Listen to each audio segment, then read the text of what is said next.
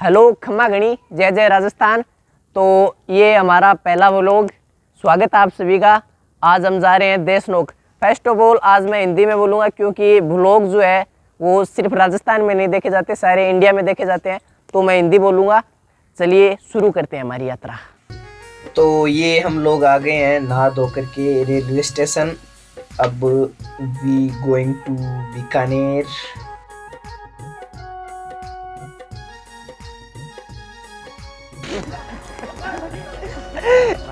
Train अपने निर्धारित समय से पूरे 23 मिनट पहले आके खड़ी हो गई है।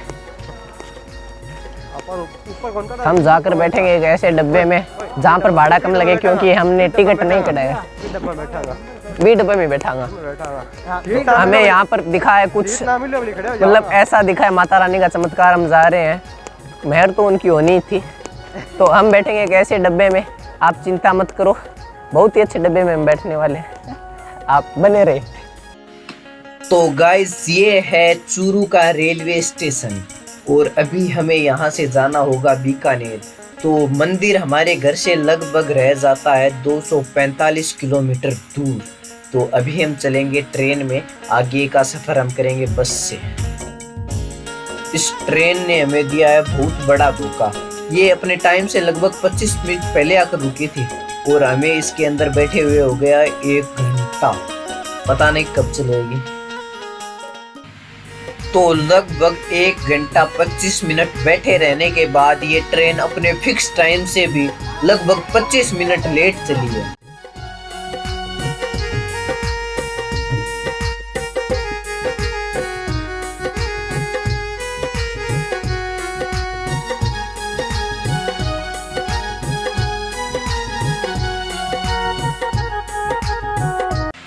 तो चूरू से लगभग 150 किलोमीटर दूर आने के बाद ये हालत हो गई है ट्रेन की। कईयों के मुंह खुल गए, कईयों की आंख लग गई और हमारे साथ है एक कुत्ता। कुत्ते ओ कुत्ते देखना, ये देखो कुत्ता। तो फाइनली वी रीच बीकानेर।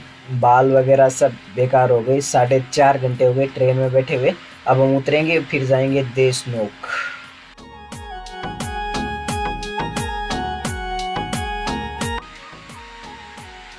तो ये देखो आप बीकानेर का रेलवे स्टेशन।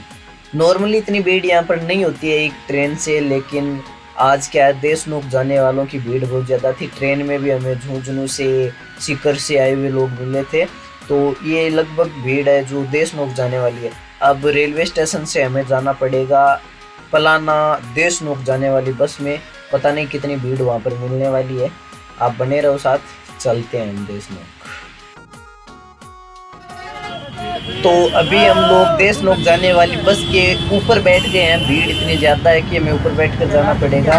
2-3 बसें पीछे से भी आ रही है। सभी बसें एकदम खचाखच भरी हुई है। जिस बस में हम बैठे मुझे लगता है इसमें हम 200 से ज़्यादा लगा यार।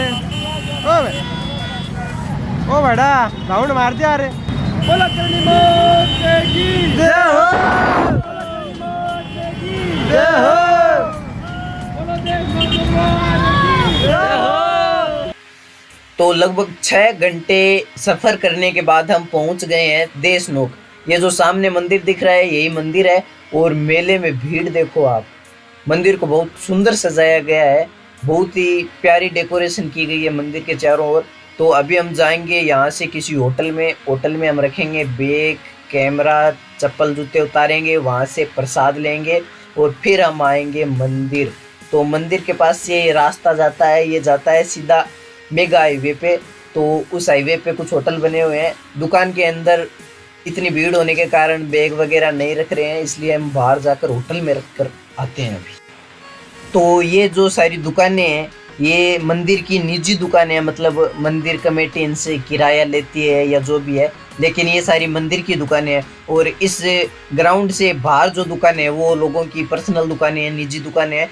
और सामने इसके होटल्स भी बहुत सारे बने हुए हैं। और ये दुकानें हैं जो परमानेंट है, मतलब आप कभी भी आओगे यहाँ पर तो ये आपको खुली मिलेगी। नाइट के समय में लगभग 11-12 बजे तक खुली रहती है, बाद में बंद हो जाती है। सुबह 9-10 बजे खुलती है।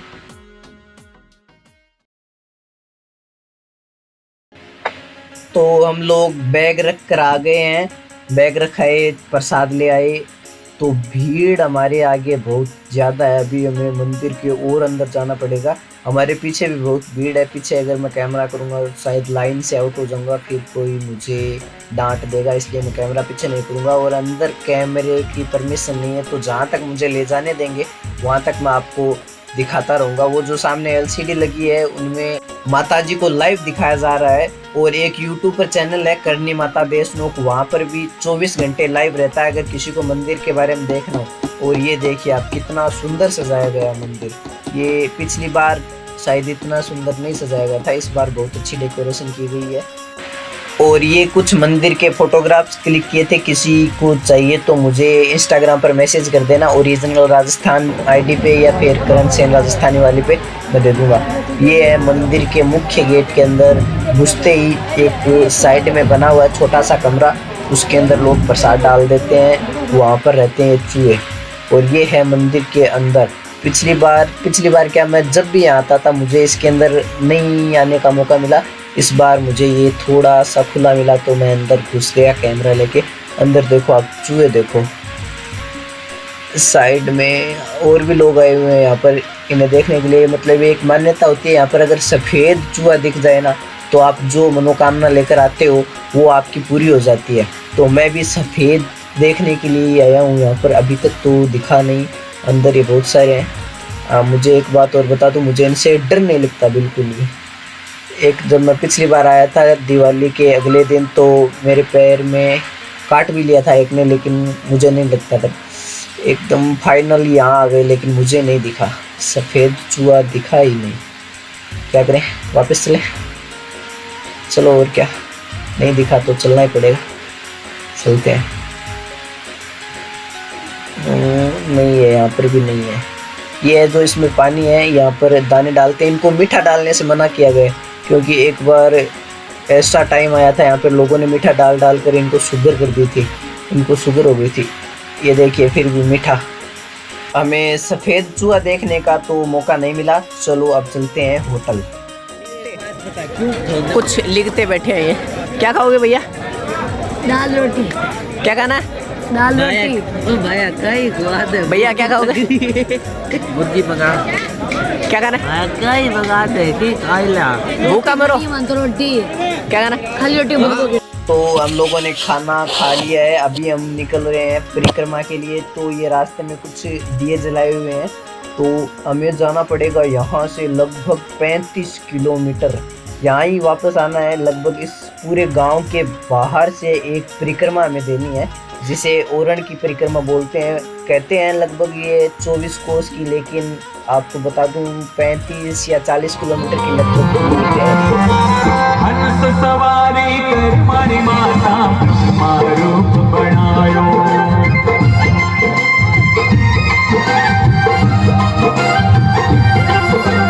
हंस सवारी कर मारी माता मारूप बनायो।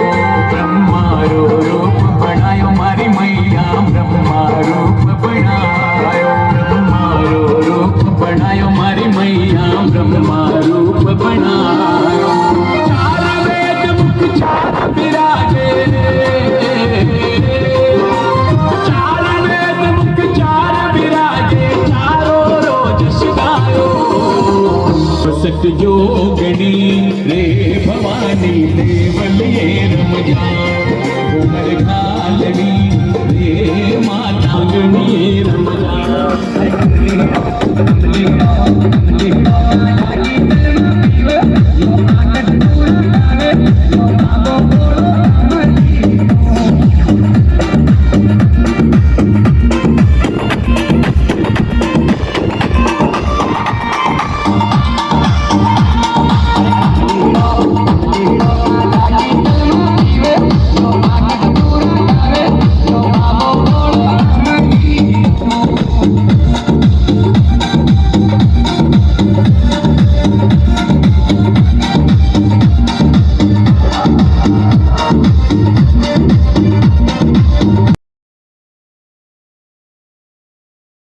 तो हम लोग लगभग 15 किलोमीटर चल के आ गए हैं। रास्ते में जगह जगह पर ऐसे बहुत सारे भंडारे थे, सबको कवर कर पाना थोड़ा मुश्किल था, इसलिए लगभग 15 किलोमीटर हम छोटे छोटे जगह पर करते रहेंगे। अभी हमें बहुत आगे जाना है तो हम बीच बीच में रुकते हुए जा रहे हैं, क्योंकि एक साथ इतना लंबा सफर तो हमसे भी नहीं होगा।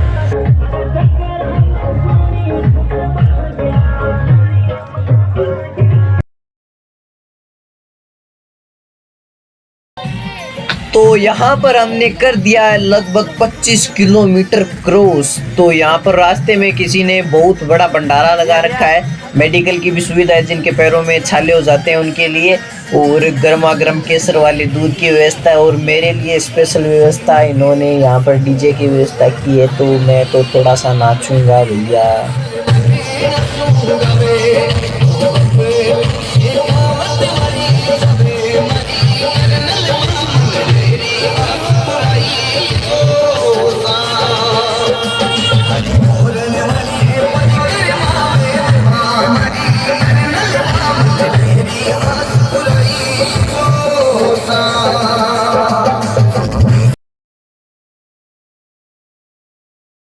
तो हमने लगभग क्रॉस कर दिया है 30 किलोमीटर। अब हमसे मंदिर थोड़ा ही दूर है, तो चलो चलते हैं आगे। हमें चलते हुए लगभग हो गए 6.5 घंटे, पता नहीं कब तक पहुंचेंगे, रात के 2 बज चुके हैं।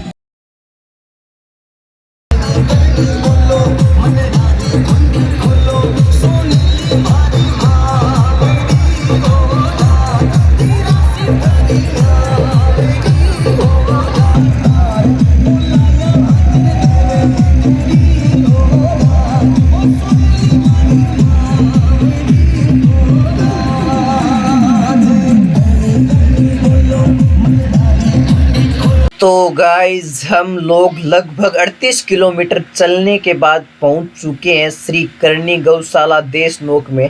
मंदिर यहाँ से अभी भी लगभग 1 किलोमीटर दूर है। मंदिर हम सुबह चलेंगे, वैसे सुबह तो हो ही चुकी है, लगभग 4:55 हो रहे हैं।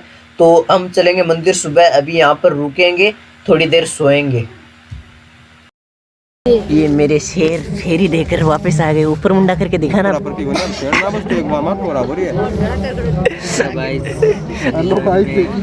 स्वागत है भैया। कैसी हालत है आपकी? मास्टर कूट के छोड़ मार। तो ये गौशाला में लोगों के सोने की व्यवस्था की गई है। लगभग 100-150 आदमी यहाँ सो रहे हैं। इसके पीछे भी एक और टेंट लगा हुआ है, उसमें भी लोग सो रहे हैं, लेकिन हम लोगों को यहाँ पर जगह नहीं मिली। देखते हैं कहीं जगह मिलती है तो सो जाएंगे, वरना सोना तो है, ऐसे ही सो जाएंगे। तो ऑल राइट गाइस, हमने फेरी भी पूरी कर ली, नींद भी पूरी कर ली, वापस आ गए मंदिर। यहाँ करेंगे दर्शन, फिर चलेंगे हम बीकानेर।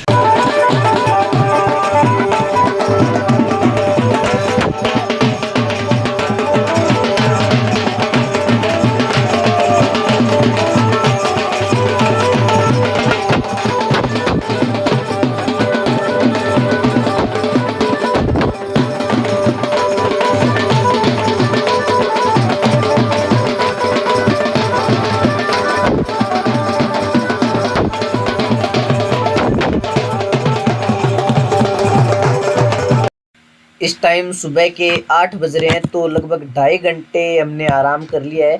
अब आ गए मंदिर। ये है हमारा देशनोक का मंदिर, जो दिन में कुछ इस तरीके का दिखता है, बहुत ही सुंदर दिखता है। इसके सामने खड़े होकर हमने फोटोग्राफी भी करवाई है, कुछ शॉर्ट वीडियोस भी बनाए हैं। तो अगर वो आपको चाहिए तो आप इंस्टाग्राम पर आ जाओ। आप थके ना? नहीं थके? एक फेरी और मारे, चलो चलते हैं। तो भैया फेरी अब हमें वापस लगानी पड़ेगी घर की।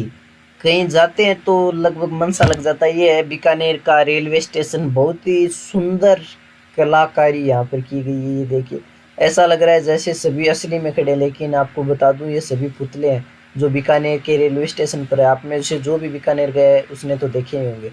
इतना सुंदर और इतना शांत माहौल है ना बीकानेर का, क्या बताऊं। अपने चूरू पे तो चाय वाले ही शान ले लेते हैं। तो हम लोग बीकानेर पहुंचे थे लगभग 12 बजे, और हमें यहाँ आए हुए 10 मिनट हो गई हैं। और अभी अभी हमें पता चला है कि हमारी ट्रेन जो है वो यहाँ से जाने वाली है 2:10 पर। तो मेरी और हम सभी की इतनी हिम्मत नहीं है कि हम बस में जा सकें, क्योंकि पैर इतने गंदे दर्द कर रहे हैं कि सोए बगैर हमसे तो जाया नहीं जाएगा। तो हम लोग बैठे हैं यहाँ पर, बैठे बैठे तो क्या कर रहे थे, सोचा कुछ देर मस्ती कर ली जाए, तो हम चढ़ गए हैं इस ओवर ब्रिज के ऊपर।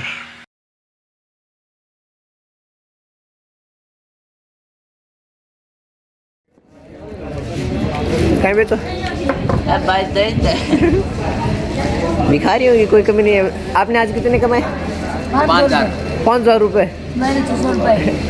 हम आज से हमने ऐसा फैसला किया, हम यूट्यूब छोड़ के इनके साथ हो रहे हैं।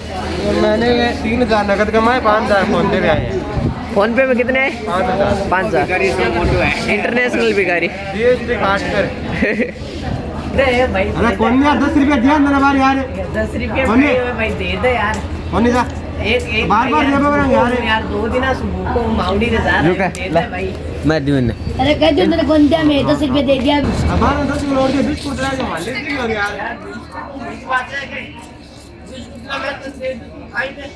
10 रुपया दे दिया खेलने को यार, तू चालू यार। ये पैसा हो गया। मैं 10 रुपया दे दिया यार, मालिक नहीं 2 रुपए। तो ट्रेन आ गई थी अपने टाइम पर, और ये हमारे मोहित भैया सो गए, बहुत ज़्यादा थक गए थे, वज़न में थोड़े ज़्यादा हैं इसलिए थक गए, ये नहीं थका। चल कहाँ जा रहा है?